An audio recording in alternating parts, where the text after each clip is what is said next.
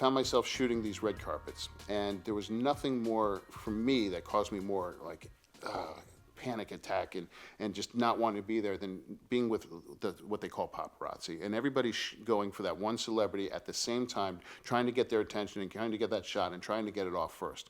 So I kind of thought, how do I approach this differently? Because I don't want to be one of those people screaming at people. It's not me. So I would always kind of position myself at the end of the line. I would wait patiently, and as soon as they're walking off, just kindly say, do you mind if I just get this one shot? I'm from here. Thank you so much. And I just, in a very honest, engaging look. And I would get a shot that was not typical, and the next day the PR people, the managers would contact me, you got this shot there?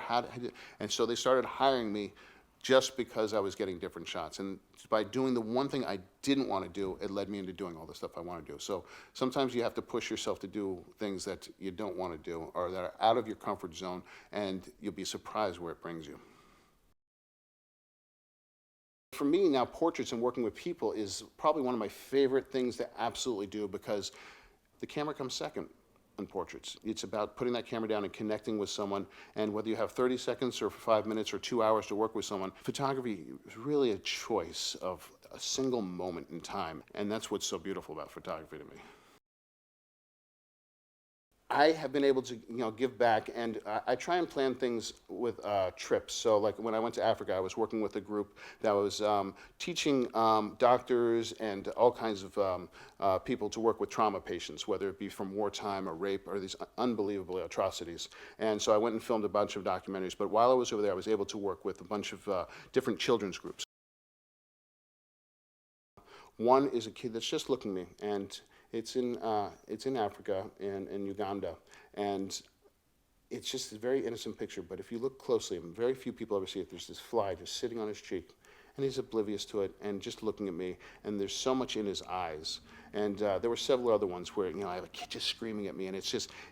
And there's one picture I use in as an example of that decisive moment. And it's a child, and she's got this wonderful tear in her eye. Not wonderful, it looks so tragic, and everyone sees it and gets so sad. And the first connotation you have is like, oh, this is the most sorry thing. And all that happened was they were all so excited to see me that the other kids kind of pushed her over, and she fell, and she started crying.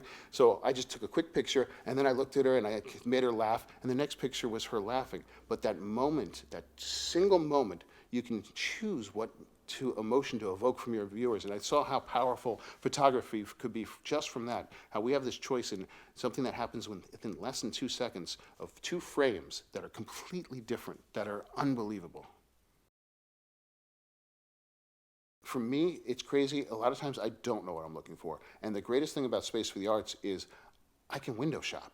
That's the most, that I can look at all these studios and say, and I'm going to see something like bam, that's it, that's the one. I didn't even know I wanted, it's like casting for a film. They always read all these people, and suddenly it's the last person they didn't expect. That's the one, and they take something that is totally different than where they were going. And for me, to be able to sit there and look for something that I'm not even quite sure I'm looking for and find it, that's the greatest tool in the world. And it's all in one place. I can sit at home and just look for it and book it and do everything from one place. I mean, that's a no-brainer.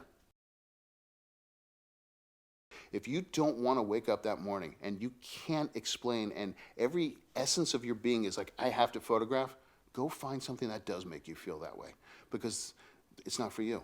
You have to feel that.